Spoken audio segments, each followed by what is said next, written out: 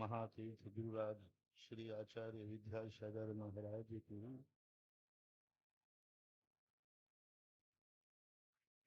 भारत देश में त्रिवेणी संगम का एक बहुत बड़ा महत्व है। जहाँ तीन संगम एक हो जाते हैं वहाँ ऐसी पवित्रता प्रकट होती है कि जो कुछ भी उसमें डुबकी लगवाता है वह समस्त मनोरथों को पूर्ण कर लेता है। आज संत, राष्ट्र और समाज ये तीनों त्रिवेणी संगम इस कुंडलपुर के बड़े बाबा के बीच में है। जब राजनीति या राष्ट्र नेता किसी संत के समक्ष आकर के अपनी राजनीति को संस्कारित करता है तो समझ लेना चाहिए भारतीय संस्कृति विश्व में सर्वोच्च स्थान प्राप्त स्वतः ही कर लेती।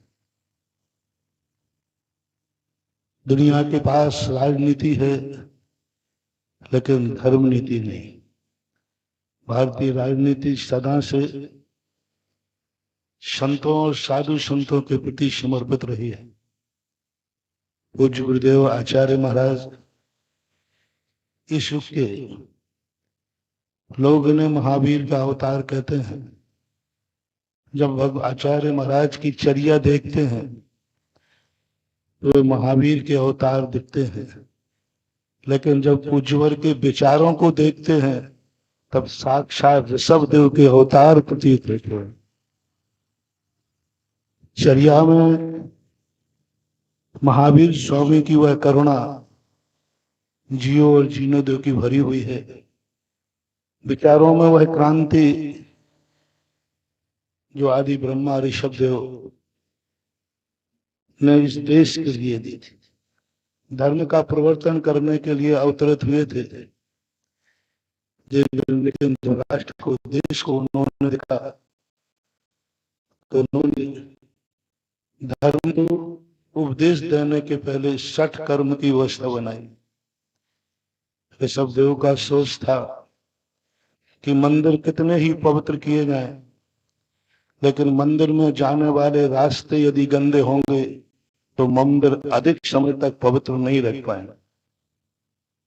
जब पूज्य गुरुदेव की विचारधारा को देखा, ठीक ऋषभदेव की विचारधारा गुरुदेव के मन में है कि हम धर्म और धर्म आयतनों को कितना भी ऊंचा उठाने का प्रयास करें, कितना भी पवित्र रखें, लेकिन राष्ट्र और देश की स्थितियां यदि गंदी बनी रहेंगी तो ये मंदिर और धर्म के आयतन ज्यादा देर तक पवित्र नहीं रह सकेंगे, क्योंकि इनके रास्ते राष्ट्र में से, समाज के बीच में से ही आते।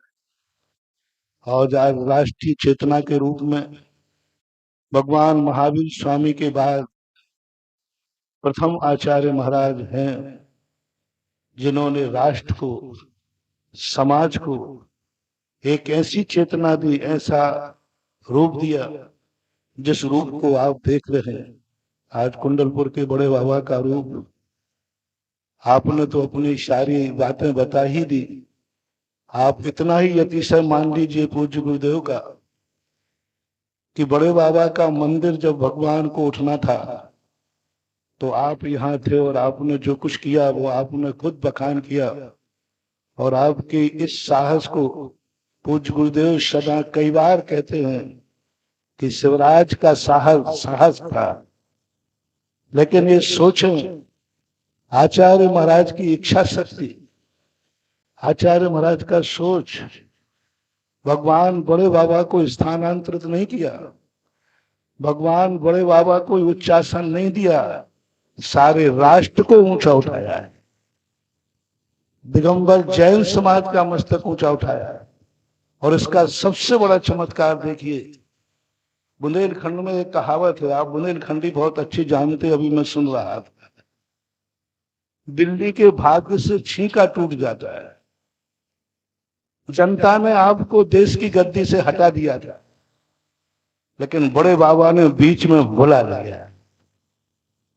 और आचार्य सिंह ने कई बार कहा, देखो बड़े बाबा का चमत्कार, जिनकी अथक परिश्रम और मेहनत से, भावना से, समर्पण से बड़े बाबा उच्चासन पर बैठे थे।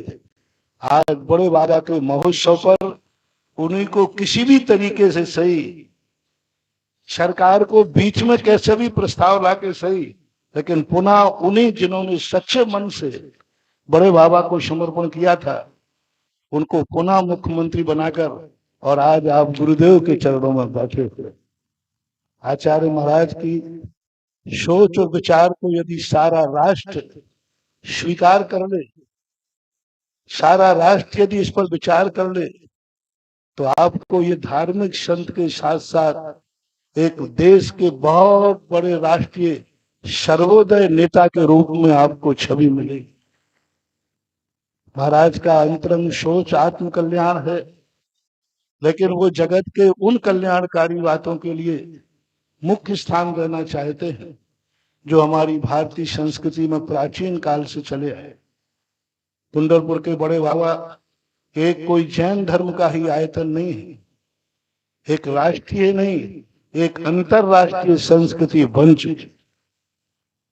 आज जिसके कारण आपने अभी बड़े बाबा का दर्शन किया और आप इतने आनंद से भर गए, आप ये सोचें, अपन लोग तो आज देखकर आनंद से भर रहे हैं, पूज्य गुरुदेव ने तो उसी दिन आनंद ले लिया था जिस दिन बड़े बाबा को उच्चासन देने का भाव किया। सारी दुनिया मूर्ति बनने के बाद मूर्ति का आनंद लेती है, लेकिन शिल्पी मूर्ति बनने के पहले मूर्ति को देख लेता है और आनंद ले लेता है। और गुरुदेव का अतिशय आज पंचकल्याणक महोत्सव विश्व का ऐतिहासिक जैनियों का एक महाकुंभ। कुंभ तो बहुत बनाए होंगे और आपके बहुत कुंभों में गए होंगे चौहान जी, लेकिन एक हफ्ते के अंदर महाकुंभ हो सकता है, ये विश्व के इतिहास का पहला महाकुंभ। आप भी बहुत सारे कुंभों की तैयारियां करते हैं, महीनों तक करते हैं। आपने कई मंत्रियों को पूज्यवर के चरणों में भेजा, लेकिन पूज्यवर एक हफ्ते के अंदर सब लोगों के मन में विकल्प था। लेकिन आप आज देखिए, महीनों की व्यवस्थाएं करते तो शायद फेल हो जाती। आज 5-6 दिन हो गए, पूरे चारों तरफ एक आनंद की आनंद लहर है, ना कोई बीमारी है, ना सर्दी है, ना जुकाम। और आज जो स्थिति बनी, वस्तुतः सारे विश्व के लिए गुरुओं के वचनों पर, गुरुओं के सोच पर एक ऐसा अकाट विश्वास होना चाहिए कि उनके मुख से जो निकल जाता है वह उतना ही सत्य है जितना सूर्य में प्रकाश सत्य है। क्योंकि उनका सोच अपने समस्त प्रकार के स्वार्थों से परे जनहित के, राष्ट्रहित के रूप में रहता है। समस्त कार्यकर्ताओं ने, समस्त समाज की अनुमोदनाओं ने जो अथक परिश्रम गुरु के वचनों पर श्रद्धान किया है, उसका फल आज सारा जगत देख रहा है। जहां इस पवित्रता की बात आपने कही, पूज्य गुरुदेव के चरणों में आप एक ऐसा कुछ नया संकल्प करें। पवित्रता इस पहाड़ के, इस 500-700 बीघा के, 100-200 किलोमीटर के स्थान को आप ऐसा कुछ करें कि पशुओं का अभयारण्य घोषित हो जाए। पवित्रता जब ही रह सकती है जब इसको एक अभयारण्य का रूप दे करके।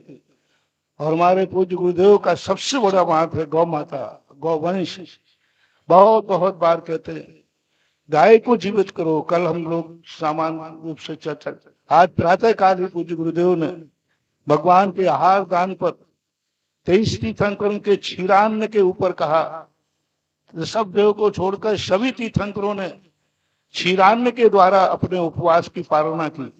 यानी तीर्थंकरों ने भी ये साबित कर दिया कि दुनिया में यदि दूध जीवित रहेगा तो दुनिया जीवित रहेगी।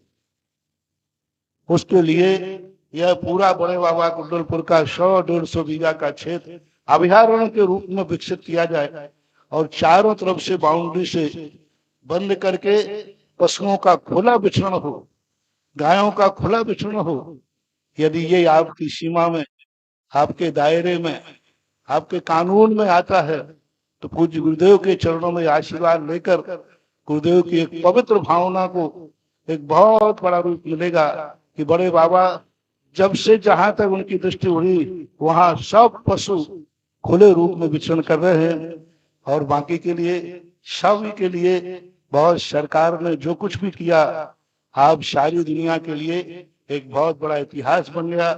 दिगंबर जैन समाज और एक बड़े बाबा का जो मंदिर है, ये एक भारतीय संस्कृति का एक बहुत बड़ा गौरव बना है, जो धर्म के ही नहीं, जो एक संस्कृति के रूप में आएंगे। एक बात कह करके मैं, क्योंकि पूज्य गुरुदेव जितने बैठ जाते हैं वह बहुत महत्वपूर्ण हो जाता है, उनका दर्शन, उनका एक एक वचन सर्वज्ञ का वचन माना जाता है, उनकी वाणी को बस इतना ही इशारा है कि जब कोई संस्कृति बनती है तो वह संस्कृति के लिए एक बहुत बड़ा रूप हमारे लिए प्रदान करना पड़ता है। आज जो कुछ भी हमारे सामने है वह एक बहुत बड़ा रूप है सबके लिए, मेरे लिए बहुत बहुत। आज गुरुदेव ने जिस प्रकार महातीर्थ कुंडलपुर को बनाया है, हम ये जगत के आराध्य हैं और इनके आराध्य हैं कुंडलपुर के बड़े बाबा। मैं तो अपने आराध्य को ही नमस्कार करता हूं, और आराध्य जिनको नमस्कार करते हैं, आराध्य जिनकी आस्था है, उनके चरणों में मेरा भी बार बार नमस्कार।